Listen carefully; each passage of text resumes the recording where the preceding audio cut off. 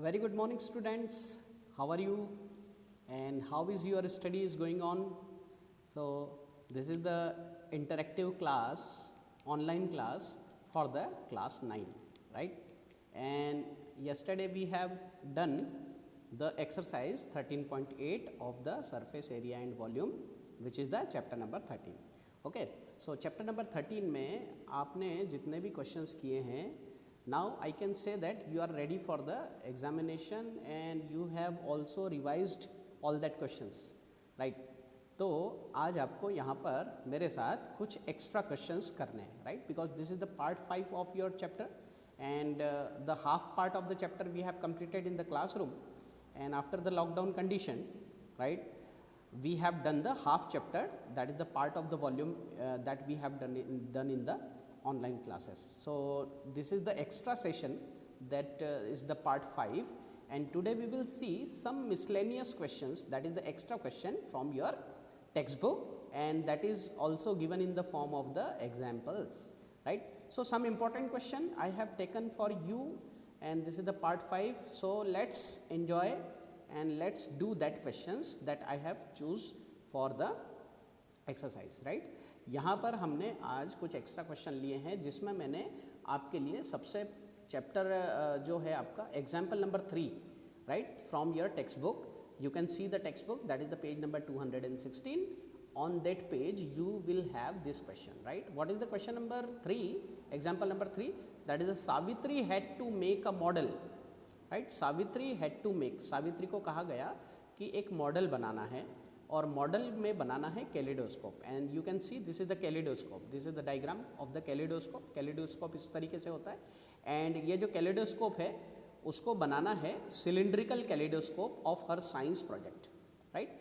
And she wanted to use the chart paper, वो ये चाहती थी कि उसको चार्ट पेपर से बनाया जाए, जैसे आप लोग चार्ट पेपर यूज़ करते हैं प्रोजेक्ट्स बनाने के लिए, right.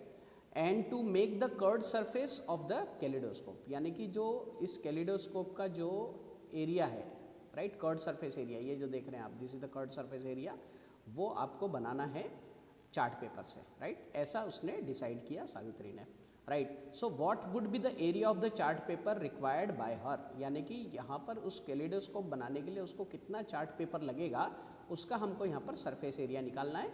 And if she wanted to make a kaleidoscope of the length 25 centimetre and with the radius that is 3.5 centimetre, यानी कि उसको ऐसा कैलिडोस्कोप बनाना है जिसकी लेंथ 25 सेंटीमीटर होना चाहिए, यानी कि height of the kaleidoscope should be 25 centimetre and the radius should be 3.5 centimetre. So this is the question of the surface area. यहाँ पर आप देख सकते हैं ये क्वेश्चन जो है सरफेस एरिया के बारे में है.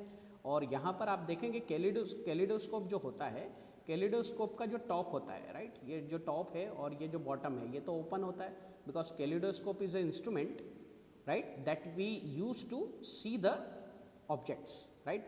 तो इसीलिए यहाँ पर ये टॉप और जो बॉटम एंड है this is the open structure. So what is the area of the chart paper, right. So radius and the height of the chart paper or the kaleidoscope is already given, right. So this is very easy question. So what you can see that here we have to use the value of the pi, that is 22/7, and we need to find the curved surface area of the chart paper, right. जिस chart paper से हमको kaleidoscope बनाना है सावित्री को, उसका हम यहाँ पर curved surface area निकालेंगे, right. So area of the chart paper that is equal to the curved surface area of the cylinder. यहाँ पर आप देख रहे हैं कर्ड सरफेस एरिया जो है सिलेंडर का 2πRh है, right. So 2πRh is the formula, right, you already know that. तो यहाँ पर अगर हम इसका चार्ट पेपर का अगर कर्ड सरफेस एरिया निकाल लें तो हम ये बता सकते हैं कि इसको ये कैलिडोस्कोप बनाने में कितना चार्ट पेपर लगेगा, right. So this is not the question of the volume, this is the question of the surface area and particularly the lateral or the curved surface area.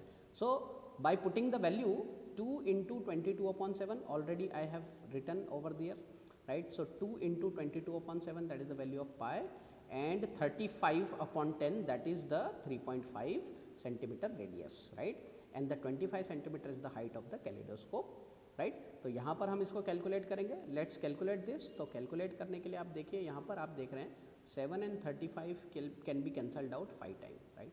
यहाँ पर आप देखेंगे 7 5 are 35 and we can also cancel the 10 by the 5, right. 5 2s are 10, right? So here will be 2 and 5 5s are 25, right? And this 2 can be cancelled out by this 2. So the remaining is 22, right? And 5 and this 5. So we have to multiply the 22, right? 22 multiply 25, right? Because 5 and 5, this will give us 25 and the remaining is 22. 7 and 10 both can be cancelled out, right? तो यहाँ पर जो हमको area मिलने वाला है 25 to ज़ा कितना हो जाता है 25 टू ज़ा 50, right? So the carry is 5. यहाँ पर कैरी कितना आ गया 5 आ गया 25 टू ज़ा 50 और 5 55, राइट? तो यहाँ पर आप देखेंगे 550 सेंटीमीटर स्क्वायर, ये हमारा क्या होगा answer 550 centimetre square. That is the curved surface area of the paper sheet that she want to required that she want to make the kaleidoscope, right? Kaleidoscope बनाने के लिए जो वो शीट यूज़ कर रही है वो जो है आपका 550 सेंटीमीटर स्क्वायर होगा, right? So friends, I hope you understood this question. This is regarding the curved surface area of the cylinder, right? Now we come to the next slide. That is next slide is of the next question that I have taken the example number 10 of your textbook. So in this example you can see that a hemispherical dome of a building, right, needs to be painted, right, if the circumference of the base of the dome is 17.6 meter, right? यहाँ पर अगर आप देखेंगे तो circumference जो है वो आपको दिया हुआ है. circumference यहाँ पर अगर आप देखें तो ये है आपका dome, this is the dome, right? ये जो है डोम और ये जो है this is the building, right? ये बिल्डिंग पार्ट है and this is the dome. Dome आपको मालूम होगा when you visit the temple और the mosque you can see ऊपर की तरफ इस तरीके सा हेमिस्फेरिकल स्ट्रक्चर आपको दिखता है. तो यहाँ पर समझिए आप बिल्डिंग है और ये जो है ये आपका हेमिस्फेरिकल डोम है. और इस हेमिस्फेरिकल डोम में आप देखेंगे नीचे का जो एरिया होता है, सरफेस एरिया, नीचे वाला जो एरिया अगर हम इसको अज्यूम करें तो ये सर्कुलर होता है और यहाँ पर इसका हमको सरकमफ्रेंस दिया हुआ है. The circular base of the dome that is the 17.6 metre, ये बेस हमको यहाँ पर दिया हुआ है, right? So find the cost of the painting, right? हमको इसकी कॉस्ट ऑफ पेंटिंग निकालना है.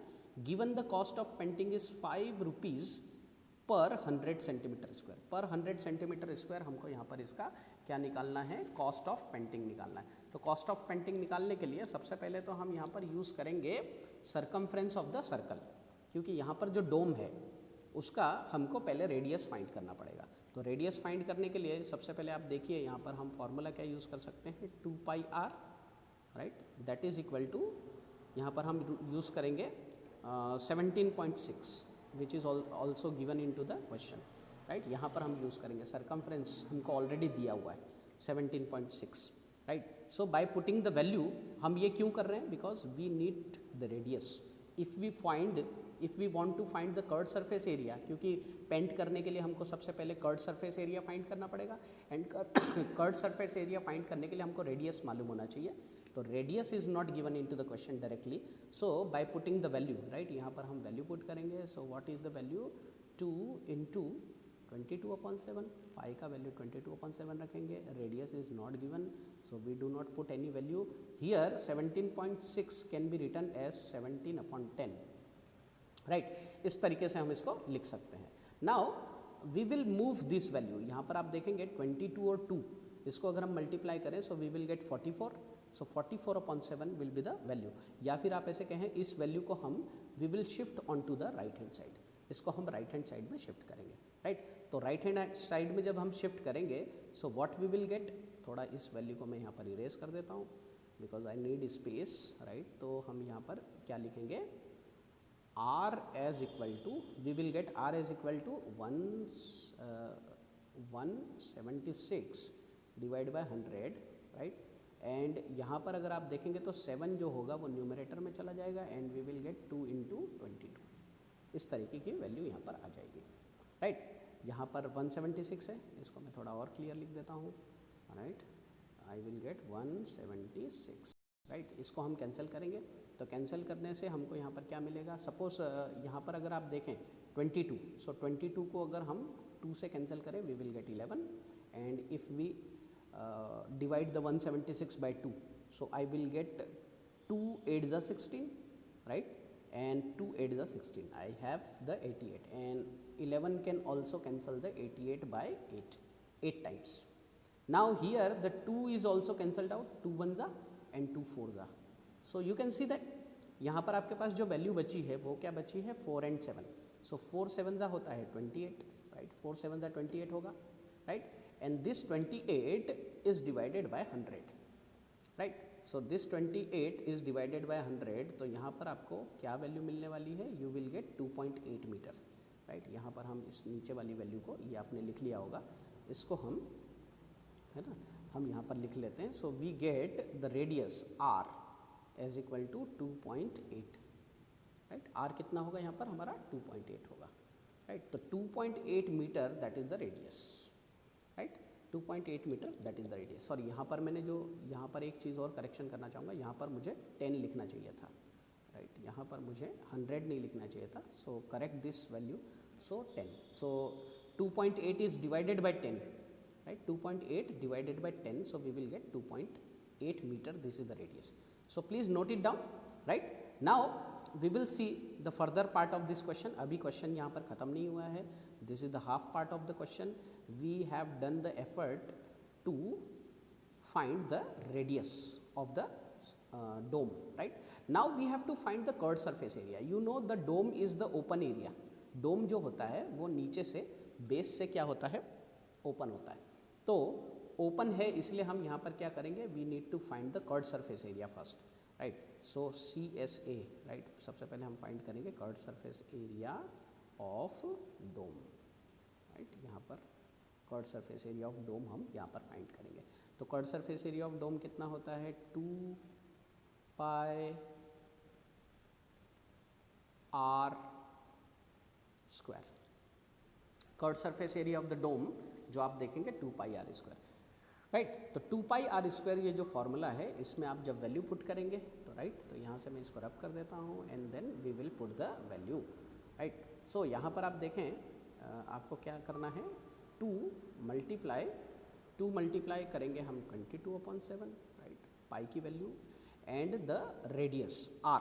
तो आर हमको क्या मिला है 28, है ना, यानी कि 2.8, राइट?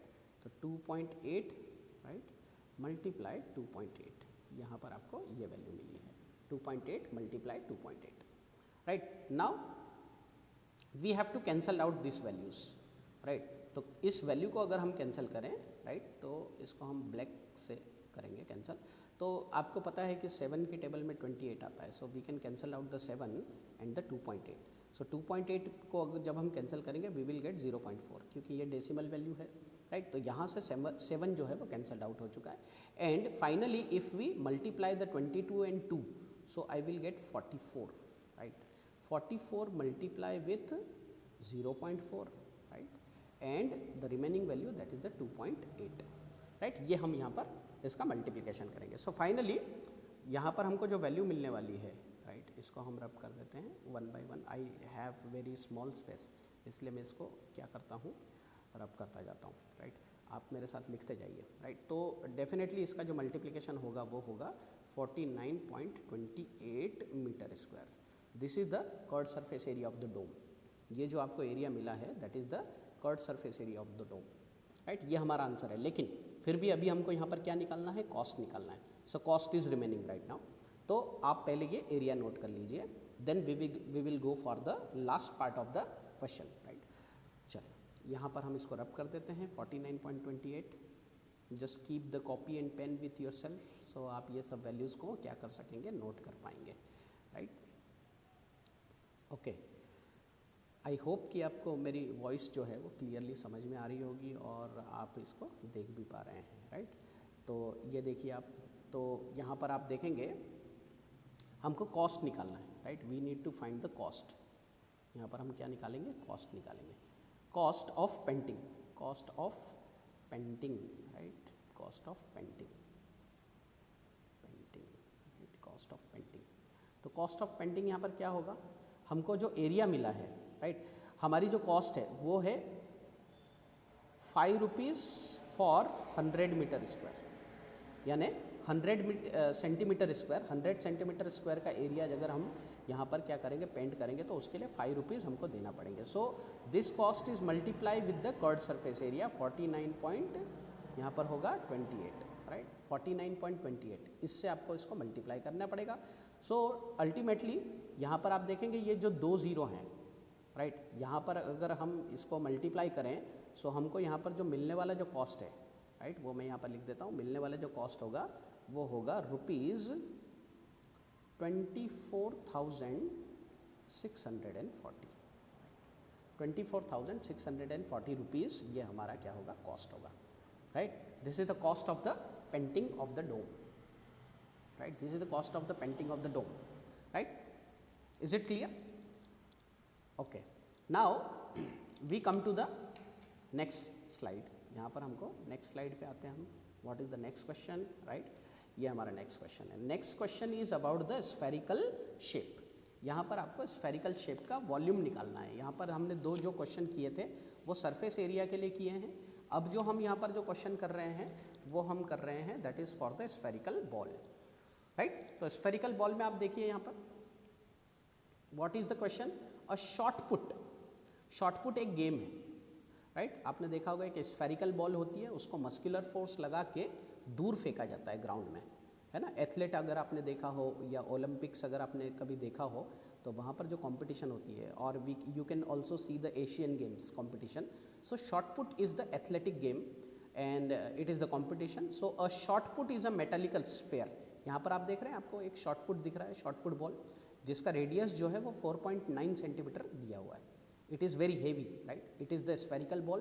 तो पूरा जो है बिल्कुल एक पूरी एक बॉल की तरह दिखता है, एक सॉलिड स्फीयर होता है, राइट, अंदर से खाली नहीं होता है, पूरा भरा होता है, right.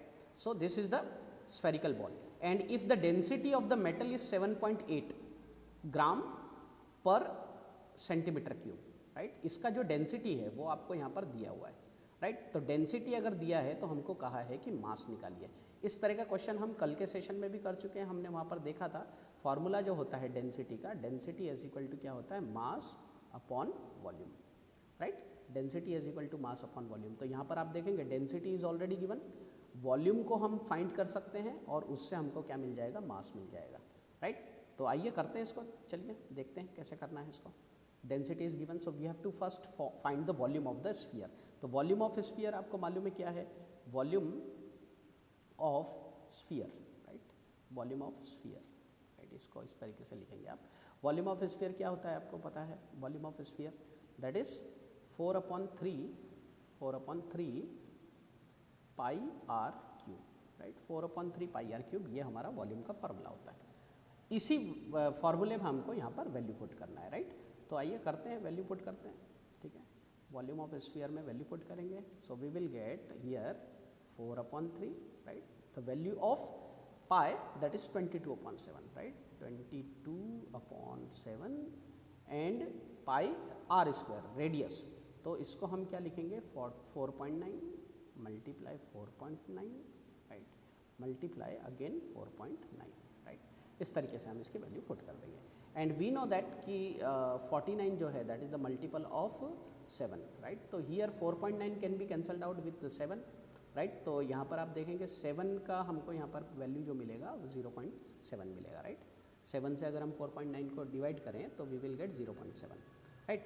This is the remaining value and the another value यहाँ पर अगर हम कैंसिल करना चाहें तो यहाँ पर कैंसिल कुछ नहीं हो रहा है। सो ऑल टोटल अगर आप इसको कैलकुलेट करेंगे तो यहाँ पर आपको जो मिलने वाला जो वॉल्यूम है वो आपको मिलेगा 493 centimetre cube, nearly, approximately, right, 493 centimetre cube approximately आपको यहाँ पर वॉल्यूम मिलने वाला है।